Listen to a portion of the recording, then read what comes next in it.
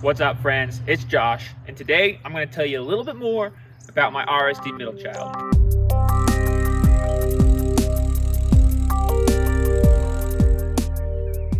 I've been riding my RSD Middlechild for about 2 months now, and with this beautiful fall Big Bear weather, I thought it'd be a perfect time to take it out on trail ride and tell you a little bit more about the experience I've had riding it. Now, if you're interested in learning more about the frame in particular or the build that I have on this bike, go ahead and check out my unboxing and build video. I'll put a link for it, and that'll go over more kind of why I chose this frame and some more specifics on that. But it's a little chilly right now, so I'm gonna go hop on the trail, try to warm up a little bit, and I'll talk to you when I get to the top of the climb.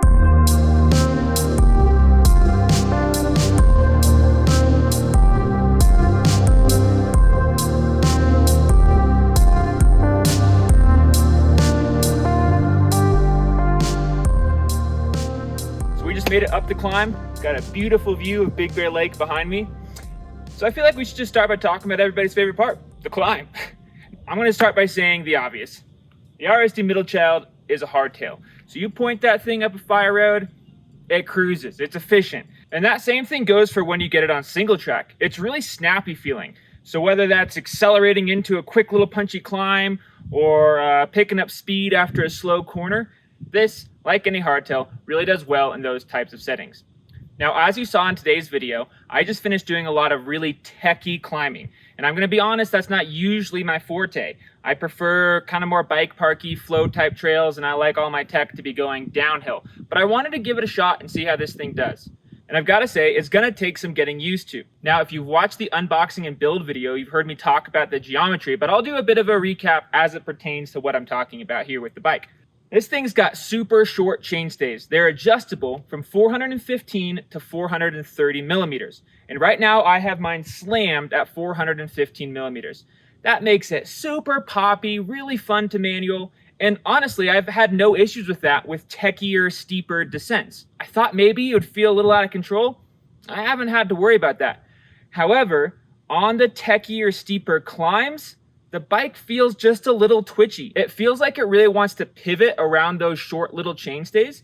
And so getting it to track straight through those techier climbs is a bit of a challenge. That said, I've found that if you just adapt your riding a little bit, that twitchiness can turn into nimbleness while you're on the trail. What I mean by that is if you start to approach those techie sections more like a trials rider and really pick your line and pick that front end up and pivot the back end around, it actually works really well. What it doesn't do so great at is just trying to plow straight through the middle of it. Now, if I put those chainstays back to 430 millimeters, I'm guessing that we'd see a bit of a change, but I don't want to have to adjust my chainstays for every ride. So for now, I'm having fun, kind of learning some trial skills and riding in a way that I haven't before.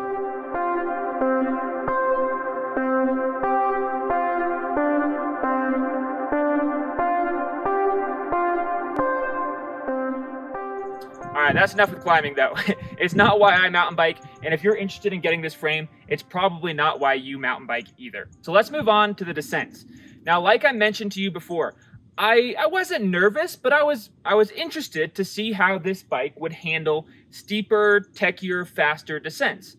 It's got a slightly shorter reach than my last bike, a good bit shorter chainstays, and the way that I have it built up, probably about the same head tube angle, if anything, maybe a ½ degree steeper. I've run it down some really gnarly loose single track, as well as some big bike park lines, and I've never felt like this bike has been overwhelmed. It's been great.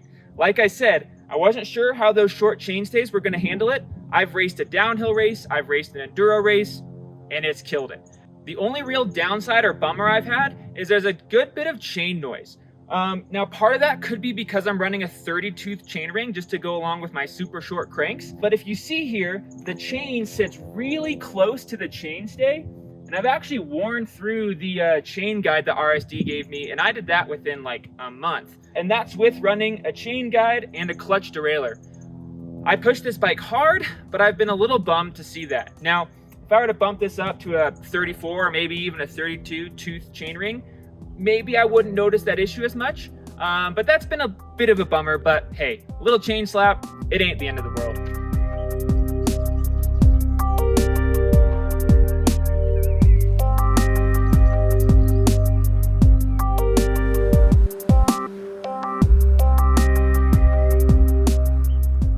now we're getting into the super fun stuff. I want to talk for a little bit about how this thing jumps.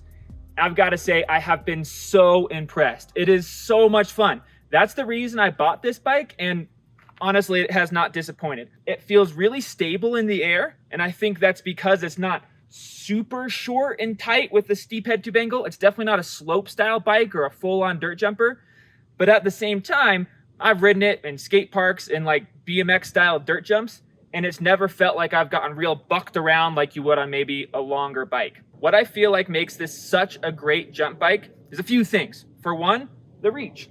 It's moderate. It's not huge. I'm 6'1". I'm running a size large, which is about a 460 mil reach. Another thing is the short chain stays. That combined with the reach makes the overall length of the bike a little more compact, which makes it easier to do whips, to do spins, and to hit steeper lips.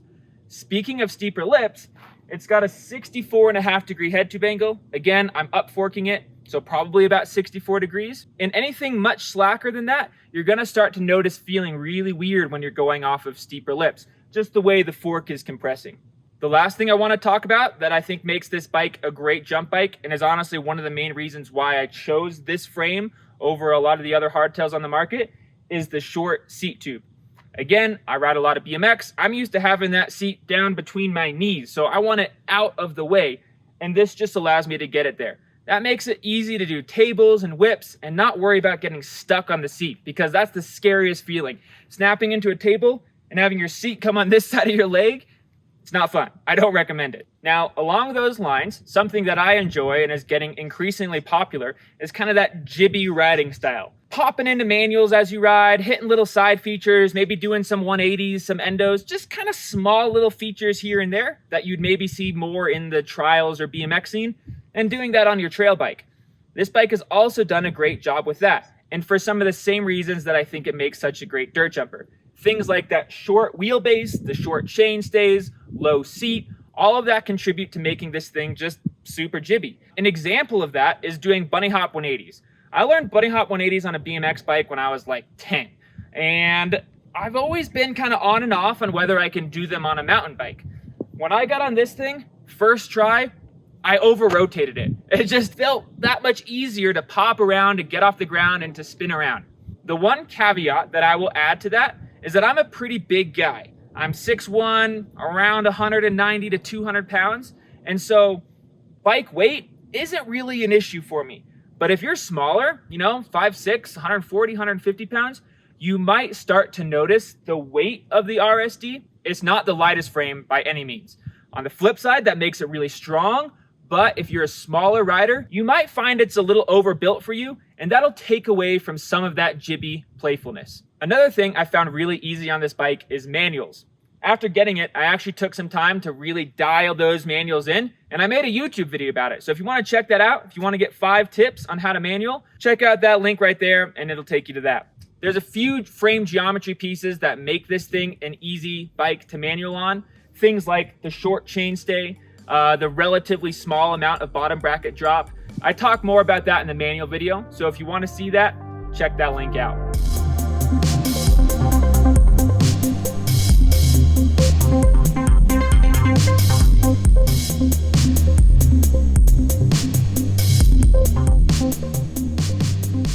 So that's my experience on this bike. I've absolutely loved it. It's a ton of fun. It's really brought a lot more joy into my mountain biking, and that's what it's all about, right? I'm not pro.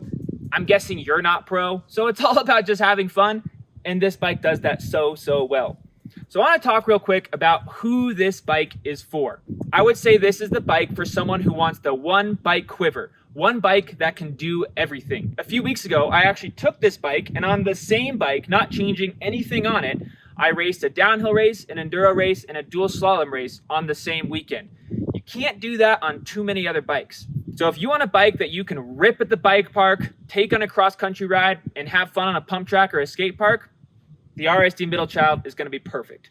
The other person I'd recommend this bike to is someone who wants to turn the trail into a skate park. Someone who has that maybe more BMX or slope style background, and they want to just have that feel on the trail.